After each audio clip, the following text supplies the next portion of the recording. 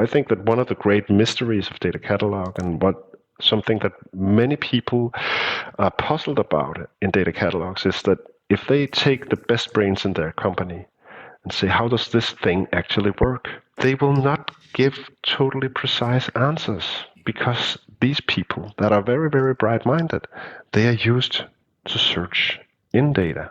And searching for data is something a little different. It takes a different skill set. Data scientists, or computer scientists, they come from this domain-driven design background. So they are used to designing domains as something that orchestrates a process of how data flows inside a system or between systems. Do not think of domains as something that has to orchestrate software. It has nothing to do with that. Think of domains as something that represents the universe of knowledge in your company.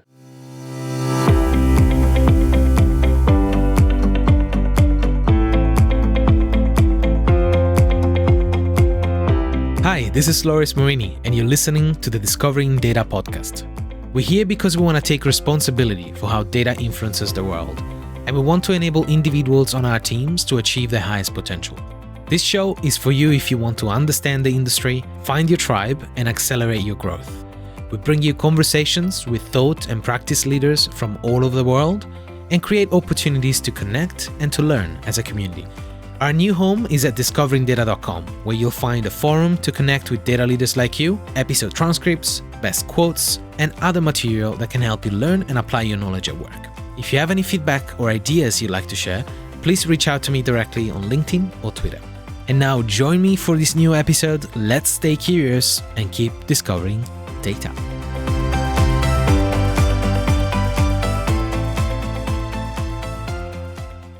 What if everyone could search for everything in their company? Every data asset, all the documents, everything you need. Data catalogs promise to help us do just that, but if you have experience building this capability in your own organization, you know how tricky it is to get it right.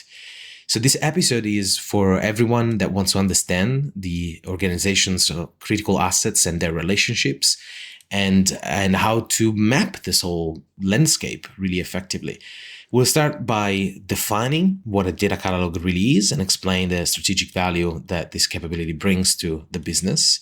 We then deep dive into how to organize data in data catalogs and other metadata repositories, starting from why most catalogs don't work and discovering some of the techniques that we can use to deliver results, both short-term and long-term. There's one thing to remember from this conversation is that how we organize data defines how we can search for it. And we need to rely less on technology and more on the human factor when we try to organize data.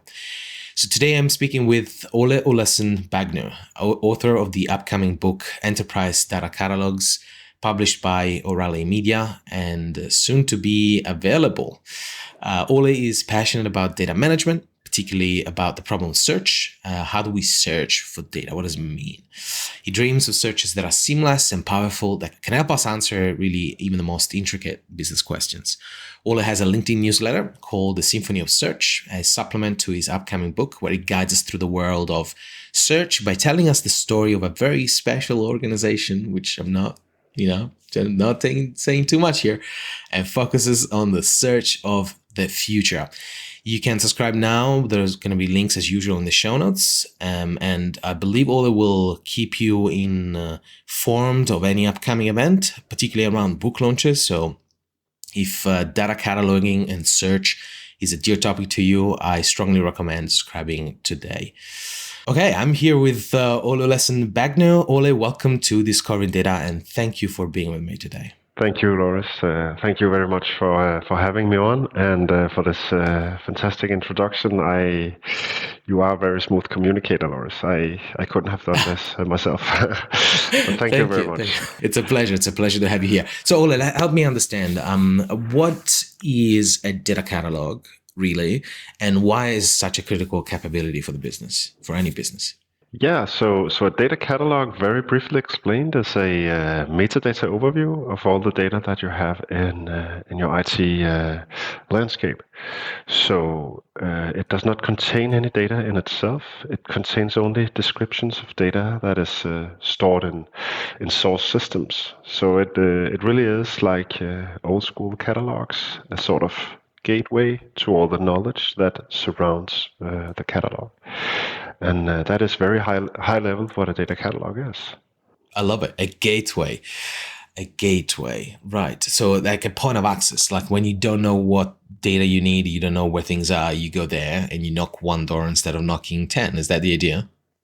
Yeah, totally. The idea is, at its best, that a company should only have one data catalog, because there is this distinction, you can find it in literature, between the map and the territory. Now, the territory looks as it does. It's a piece of land, it's an island, whatever it is. This territory is something in the world. Now, when we draw a map of it, we draw a distinct map of the territory.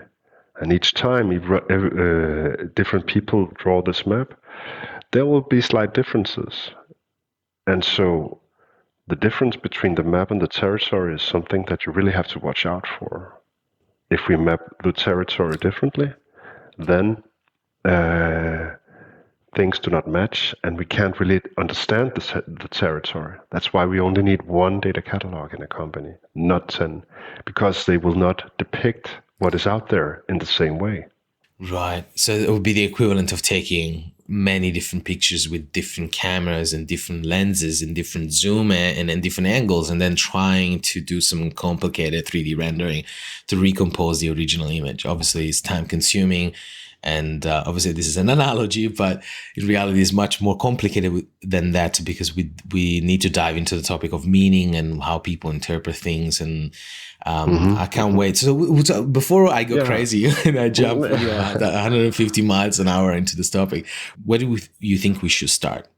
I actually think we're beginning this conversation quite well, Loris. I think we should just continue. I mean, I want to add that a data catalog works most likely works in one of these two ways. So it can either pull data with crawlers from the data landscape itself, or it can push data from the data sources into the catalog via streaming.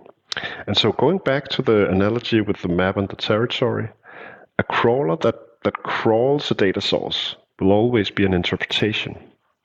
It will be something that interprets what's an asset in this data source. So that's why it will never be totally the same if we use several catalogs. But basically, high level, what I want to talk about is the fine art of searching for data. That is something very different than searching in data. We do not talk very much about searching for data. So I think that's a very important topic that we should talk about. Let's dive in. So what's the difference between searching for data and searching in data? Yeah, so basically the difference is when you have a specific question that you want to answer,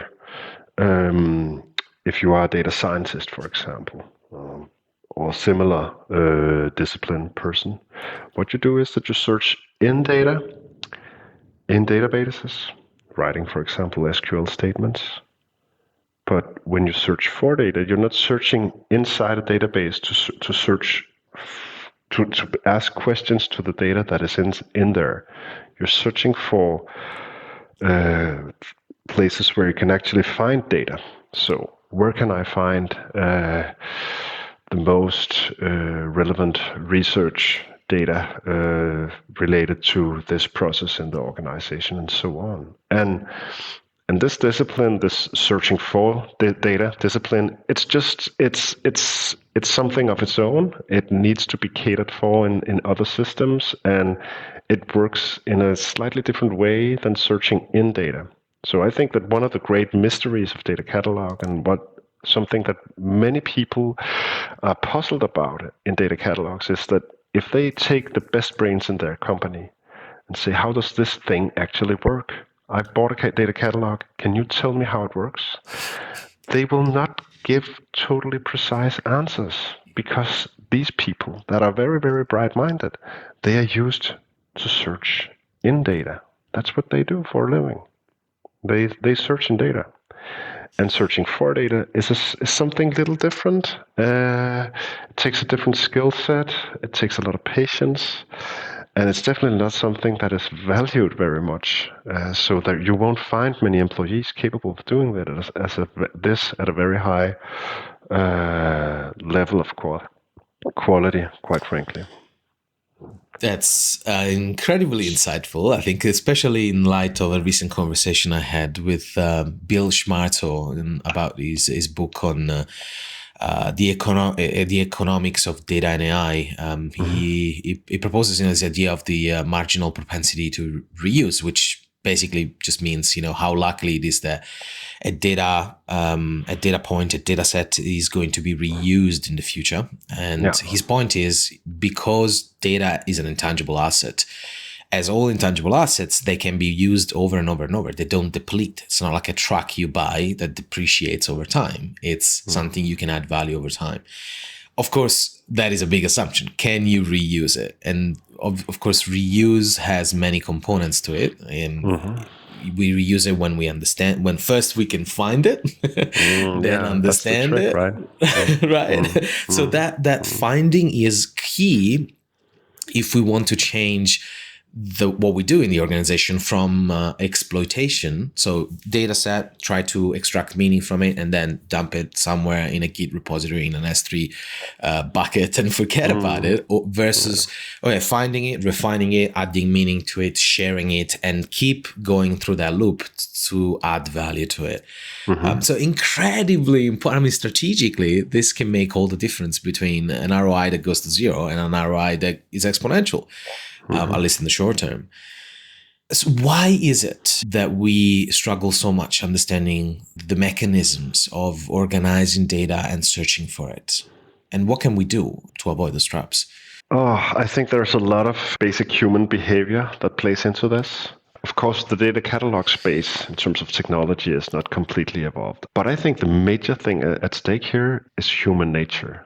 No one wants to fill out forms and correctly document that a process have been carried out. No one wants to do that. It's just boring stuff. And because it is so boring, the methodologies around it have not been evolved to a very high degree of complexity and potential.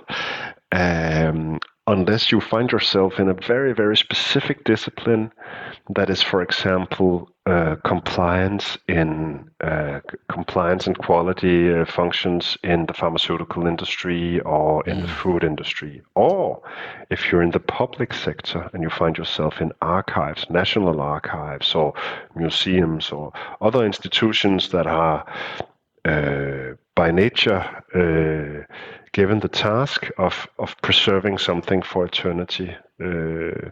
So there you can find these disciplines, and they actually work very, very well, and they are intelligent, and I find them very, very beautiful. But if you go to a medium-sized company that is not subject to heavy regulations because it's not something that we come inside the human body, then, or something that poses a threat to nature, there we have this issue of technology that necessitates human activity at a level where it's difficult to engage end users. So I think that is, to be honest, the biggest pain point for data catalogs, but for every metadata tool out there. A few thoughts bubble up in my mind. The first one is the conversation that I had recently with Irina Steinbeck on data lineage from a business perspective, one of the latest books she published. And I had another similar conversation around data lineage and metadata management with Jan Ulrich, VP of Research and Education of Manta. And the insights there were really like this disconnect often between the real world, the world in which the business operates, and the digital representation of that world, and the importance of creating maps really to navigate how we understand what the business does in a digital way. And we also talked about a lot with James Price. I think it was episode 17, Time to Wake Up, about the problem of motivating the importance of data management to the business. And so understanding the strategic imperative behind any data management initiative. And of course, catalogs as belong to the macro field of data architecture, which is part of data management, are fit into that conversation. From James, I remember the biggest insight was, you have to shift as a business executive. You need to start thinking about data as an asset, as something you control and that you can monetize. The same is something that Doug Laney preaches in his book, Infonomics, beautiful book, by the way, really enjoyed it. And the insights are always the same, right? We need to start changing our mindset from data is something that I use once to something that I use, reuse, and that it adds that can grow in value and usefulness over time, assuming that we are ready to put in the work of refining it, of structuring it, of standardizing it, which is a bit of what people associate as the boring stuff of data in general, the data lifecycle. Now, I strongly disagree with that because I think that actually managing data, whether it's a catalog or trying to map the lineage or design the systems that need to be in place to move it around, to me is fundamentally a human challenge. So when you say that the problem with data catalogs is human behavior, I'm like, yes, that yes, this is what we need to unpack. And I don't think there is a book yet that really dives into what does it mean? What does it mean, human behavior in data? We can take that route, or we can focus on search, or we can go back first on search and then talk about this. But I definitely want to talk about this with you. So yeah, cool. Me as well, Lars. I think that these topics are a little. They are kind of overlapping. So my comment here, first of all, is I have a couple of comments to what you're saying. First of all, I think there's a very interesting paradigm shift in the way we think of asset in this data mesh movement, where it has been put forward that we could also think of data as a product and not an asset. And so the difference between thinking of data as an asset and as a product, according to the data mesh movement, right, is that a product is something that consumers want to have, and they want to purchase that. They want to really have it. Whereas data as an asset, to some extent at least, protects data in a way that locks it away and focuses more on keeping it and protecting it, like oil that you put in highly secured places where very few people can access it. Now, if the distinction holds the test of time, let's see. I think it's an interesting concept to consider as an alternative for data as an asset. Now, talking about the human behavior and how we can perhaps encourage a better way of searching for data. I think it's overlapping in the sense that many of the systems that we use in a data catalog universe, they also hold data lineage. Most of them, good data catalogs, has a data lineage functionality built into them. As I see it, these tools have been developed by the data management community in parallel with the computer science discipline. And I frankly believe I have a background in library and information science. I have a PhD in information science. And it is my experience that computer scientists and data management professionals that do not have this same background as myself, they are not very used to thinking of how to structure data at a conceptual level. And I know this is very provoking to say, but the idea behind my statement here is not to say that they don't know how to organize data, but they are used to thinking of organizing data in databases. They do data models, and they do structures that orchestrates processes within IT systems. Now, if you want to organize data so that you can search for data and not in it in a database, you just need to go about it in a slightly different way. So I think that many of the tools that are out there do perhaps not encourage an end user engagement beyond the bare minimum of what is required of the user, simply because they are not yet developed. All of them. Some of the data catalogs out there are superb. So I don't wanna I don't wanna trash talk the data catalog space at all. But you really see a lot of different things in this space, and the most important thing in this regard is the ability to depict your knowledge in domains and tag them with vocabularies of various degrees of complexity. This is very important. So you must have very controlled vocabularies, very loosely controlled vocabularies, and you must be able to navigate your way through the universe of knowledge in your company in a way that is understandable and also very stable and solid. And this is very difficult to obtain. And this is not something that is provided out of the box from the technology vendor. They just deliver the platform, right? So Right. this intellectual exercise of actually mapping the territory, that is up to the end users. That is up to the company itself that buys this technology. And that is very important, and it is very difficult. And it has tried to be solved by people with backgrounds not being used to thinking in these ways.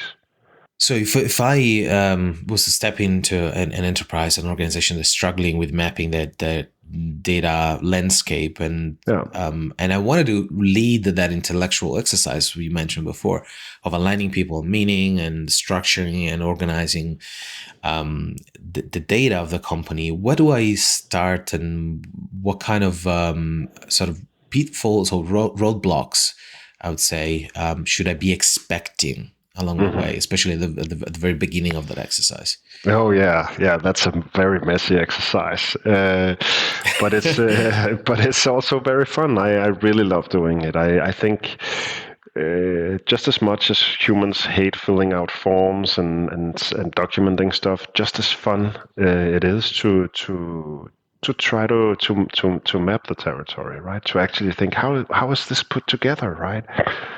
But I offer sound and practical advice in my book, and I can definitely repeat some of the points here or mention some of the points here. So data catalogs, they work in 3 dimensions. You organize your data vertically in domains, horizontally in lineage, and then as a splash in every direction in a knowledge graph.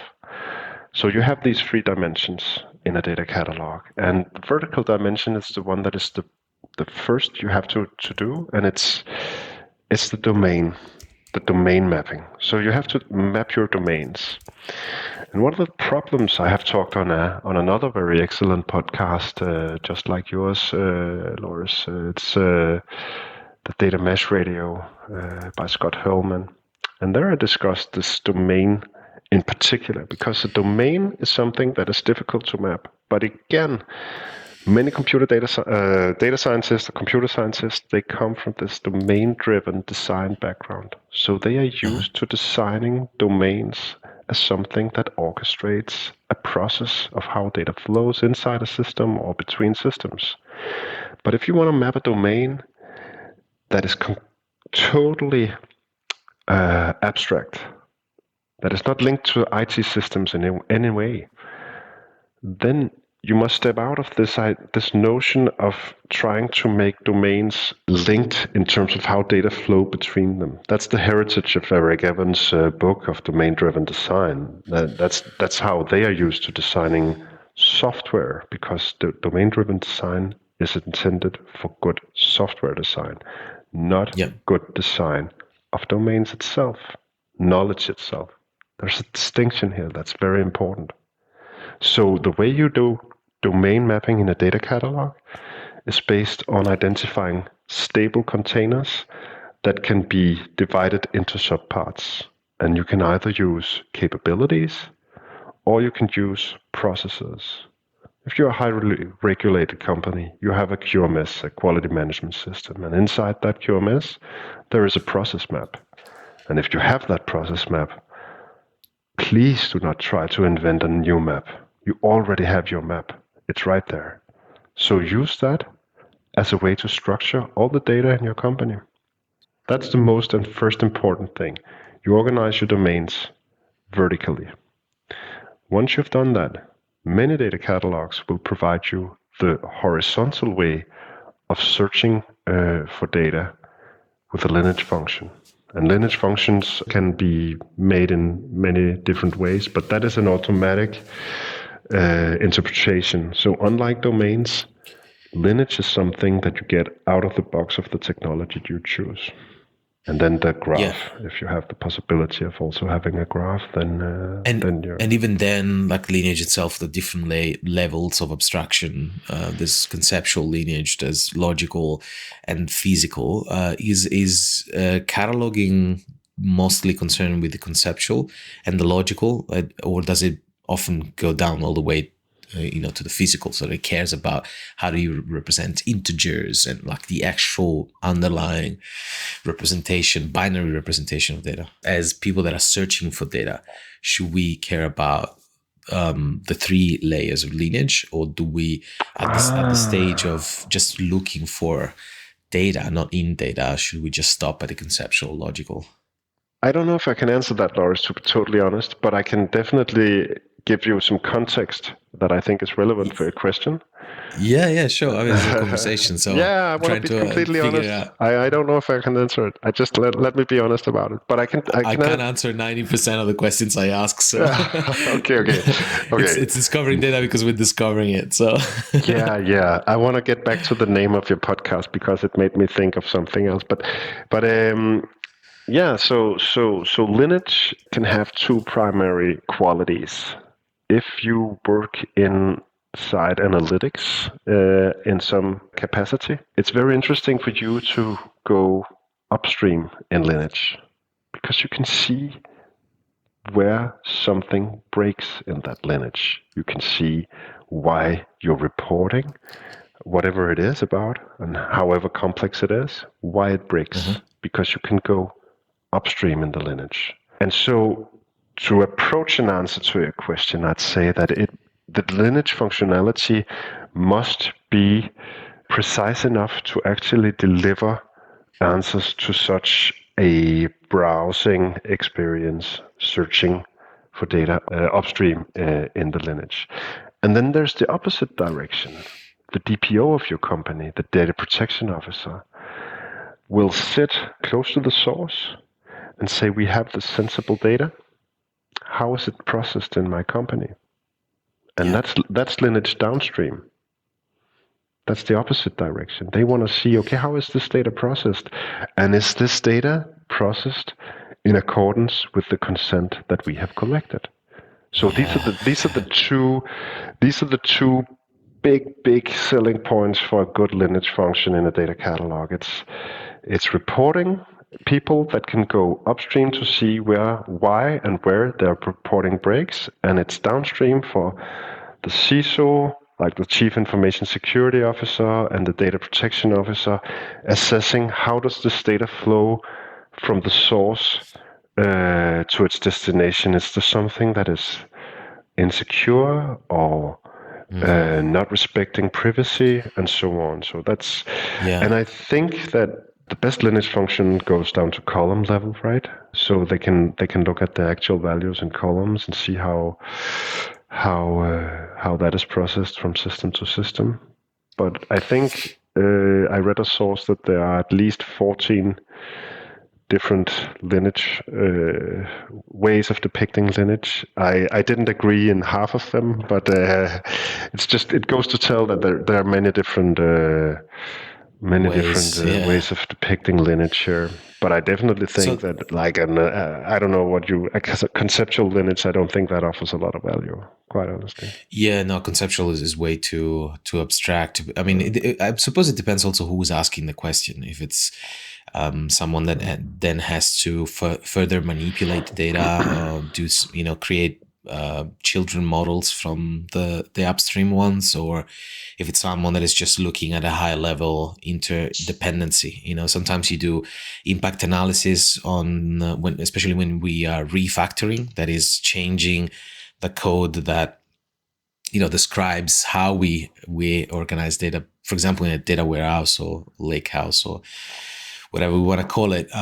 Sometimes it's useful to ask the question, or sometimes we have to ask the question: if I change a line of code here, how many systems downstream will I impact?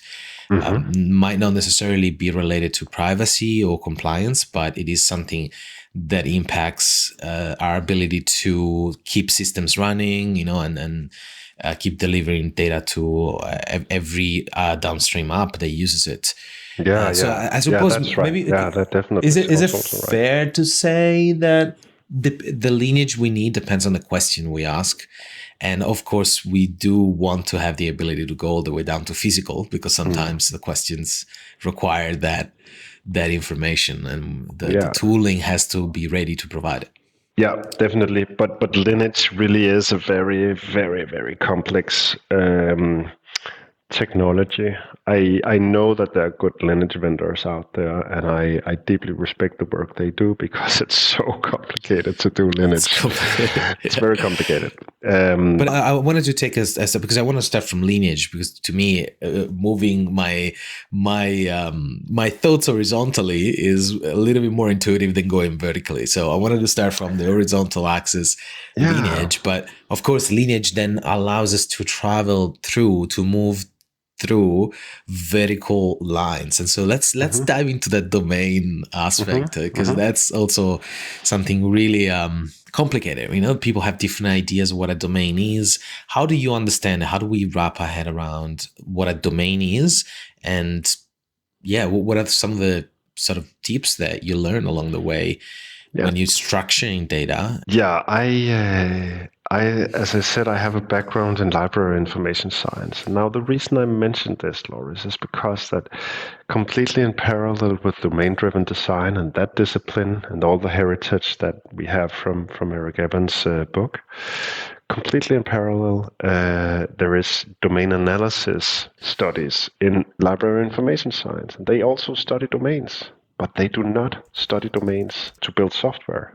It's something that has nothing to do with software. It simply has to do with how we, map the knowledge universe of the world. And that's a wonderful discipline. I really, really love it. And it has sound and easy advice to understand domains. So in library information science, domains are not difficult. The analysis of identifying a domain is difficult, but the understanding of a domain is not that difficult. It's a group of people that have a shared purpose, means of communications, and shared methods as well. So a domain in that respect is not super difficult. What I suggest simply is that you use capabilities. So try to translate your organization into a set of capabilities with a hierarchy, or use a process map. But when you do this, when you depict these capabilities, for example, IT management as a capability, what are the underlying capabilities in that capability?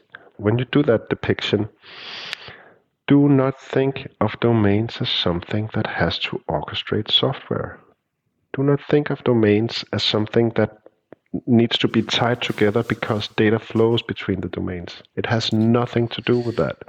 Think of domains as something that represents the universe of knowledge in your company. So inside IT management, you will have sub-capabilities.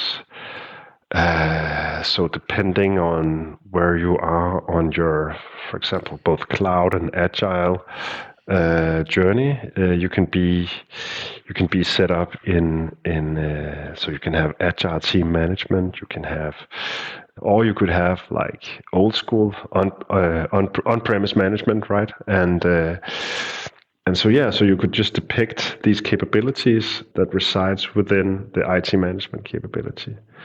And at that point, when you have that map of all the sub-capabilities that links up to the high capability, at that point, you pull out your crawlers, or you start pushing with your streaming technology. So at that level, you define how the catalog is actually ingesting small parts of an IT system into that exact capability. And that makes you represent all the data in your company in a logical, browsable structure vertically. So capability here, just so I want to make sure I understand the term in terms of the business context. Is it a business line? Like, is it, for example, marketing, operations, procurement? These are domains, or? Yeah, so the definition you can have, there are several sources that defines capabilities. BizBug, for example. I can't actually remember what the acronym stands for, but BizBug is a very good source in this regard. But there are also some research papers out there on capabilities. You can also look at Sviatoslav Kotusev, the practice of enterprise architecture. He's actually also based in Australia.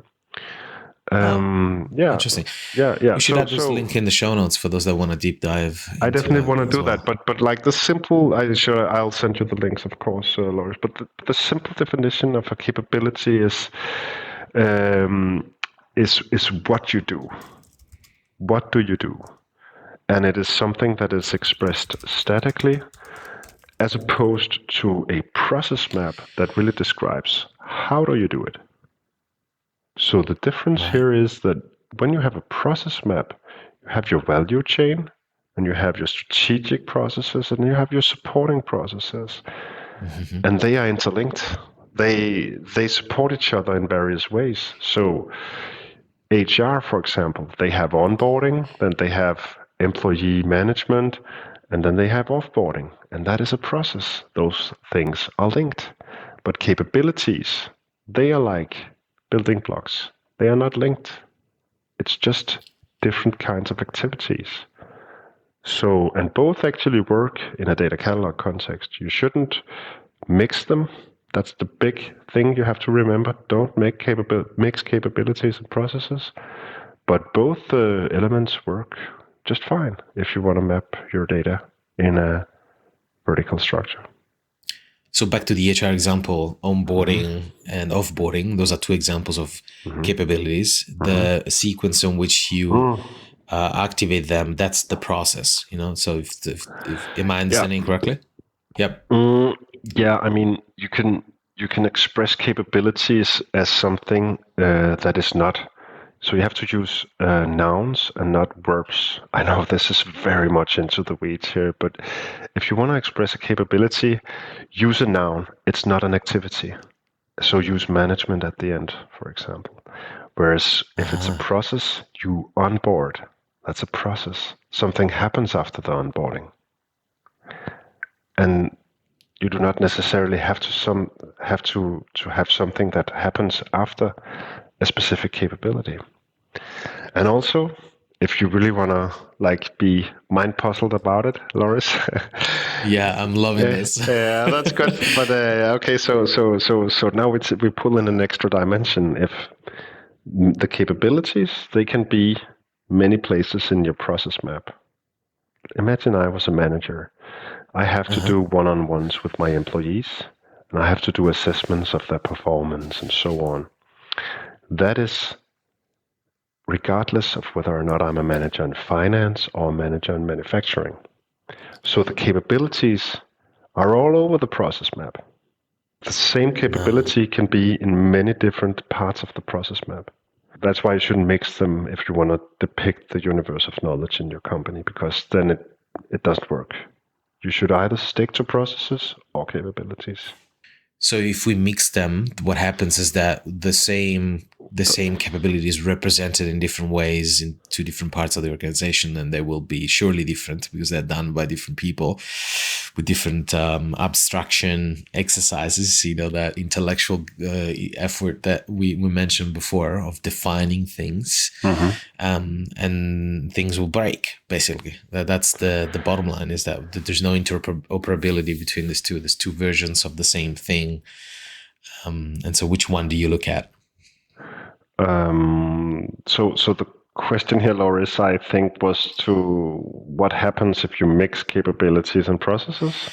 Yeah. So in the spirit of this conversation, I'd say that you lose the possibility of searching for data. You can't navigate that structure. You don't know what's up and down there. It's just nonsense. is it? Yeah, yeah. Is it just? Yeah. I hope it makes sense to the listeners.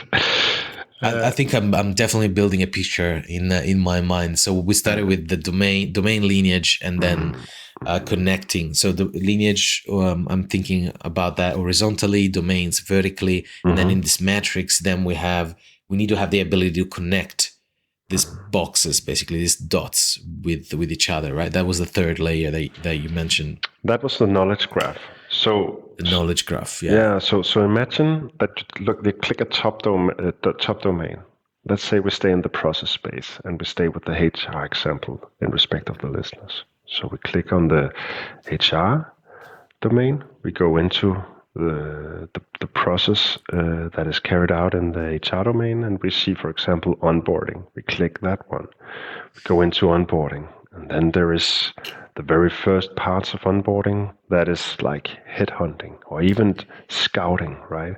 We go into that subdomain, and at that point, we launch the crawler towards the assets that sits in the data sources relevant for that specific domain. So we do a very, very precisely defined scan of some typical data, of some data sources that we think belongs to this domain. And once we have done that, we can expose them within this domain. And once we have done that, we can click on those assets and we can browse them vertically in lineage. Yeah, sounds like the dream. that is what a data catalog should definitely be capable of doing. Yeah. The best data catalogs out there can do that for you, but you need to know all these human practice elements. The technology will not give you this structure. You need to define it. And then we need also to talk about the knowledge graph, right? Because the knowledge graph is the last thing. Each of those assets in those domains will also be browsable in a knowledge graph structure, which is something else than lineage, at least in my view. Some would oppose that and say that a knowledge graph is also lineage. I don't think it is, because the knowledge graph really tells you that this asset is linked to this asset. That is a term or a process or whatever you want. It's totally free, right? We define the knowledge graph as we want. It's an ontology. So that's how you navigate, in my view, a perfect data catalog. You mentioned a couple of times crawling, as the Yeah. first step when you identify the domain. So in terms of the underlying sort of systems that need to be in place for a data catalog to work, when do we know that it's the right time, that we are ready to implement cataloging as a capability for the organization? Oh, yeah, that's another good one, Lars. I have an entire chapter on implementation and persuading stakeholders, because people get this technology wrong to a degree that I could keep on explaining the technology to stakeholders for the rest of my work life. I could have a perfect work life just explaining, and that's what I do, by the way.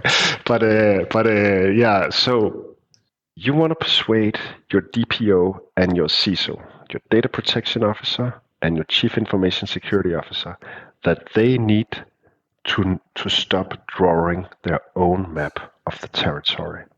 The DPO has a privacy information management system, a PIMS,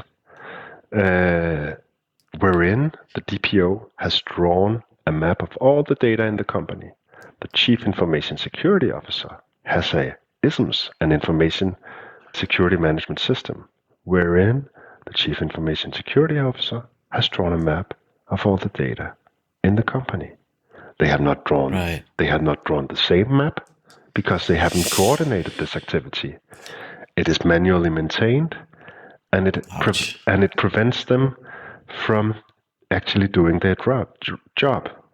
Persuade those guys to do one map in the catalog, one map that will identify personal identifiable information and confidential information that we need to protect for security reasons. Now then you expand the network of stakeholders to all the analytics people. They're pretty keen on getting this technology, so they won't oppose it. Yeah. Saves time. Yeah. Yeah. So it makes them capable of discovering data sources for analytical use cases. That's the big selling point of data catalogs, really. So they won't oppose it, but if they do, show them the lineage function. Show them that they can see why their reporting breaks. That's the big way to persuade them if they oppose it. But you shouldn't try to implement a data catalog without having persuaded these stakeholders. You can also persuade them afterwards if let's say a chief data officer wants the data catalog, but it needs persuasion because the DPO will be worried, are we exposing too much data for too many users?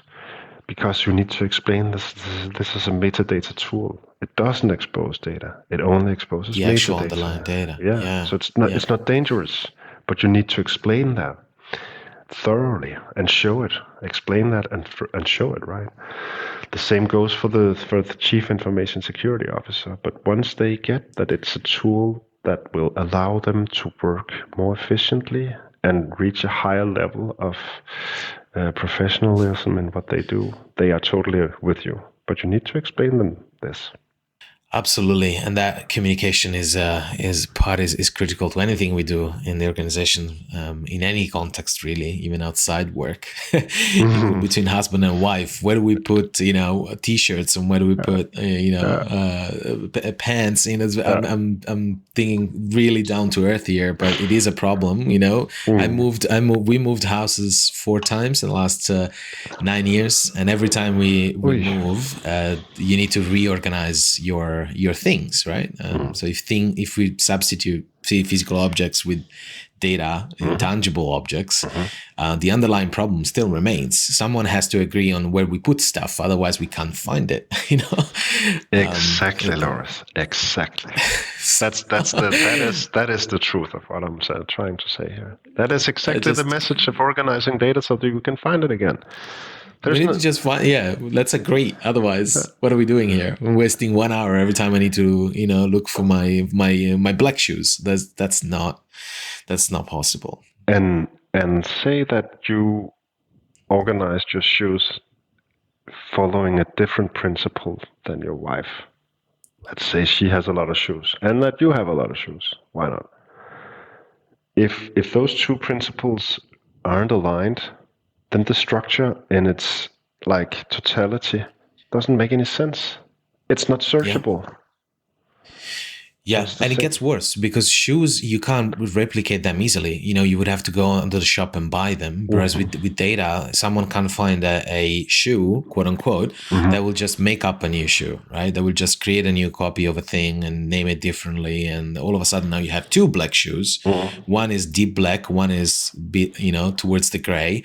And who knows who defined it, when they defined it, for which business purpose. And so multiply that by the number of people in a large organization. And it's no surprise that we end up with a big mess. Exactly. It would really, that is data cataloging at its core. So I could spend another 24 hours talking about this with you. I'm conscious of our time. I think we're getting towards the end of it. Before we close off, is there anything that we crucially important that you wanted to communicate, and I as a host didn't do a really good job asking you that question in particular? I think this was a wonderful conversation, Loris. It really was. No, I definitely want to promote. I think a suggestion, something else. I think this conversation was just perfect, so I have nothing to add. I know that the title of your podcast refers to the fact that we're discovering data as a subject, like what the universe of data, what's inside it. And I really love the diversity of all your guests. They have so many different backgrounds, and I enjoy listening to a podcast very much. You could perhaps also spend a couple of more episodes on the thing that I thought your podcast was about when I discovered it, discovering data as data discovery. So the very process of data discovery, how does that play out? Because I see a lot of misunderstanding about searching for data and searching in data. People think data discovery begins when they are searching in data, because that's where the really complex maths actually begin, right? Searching in data. But data discovery begins before searching in data.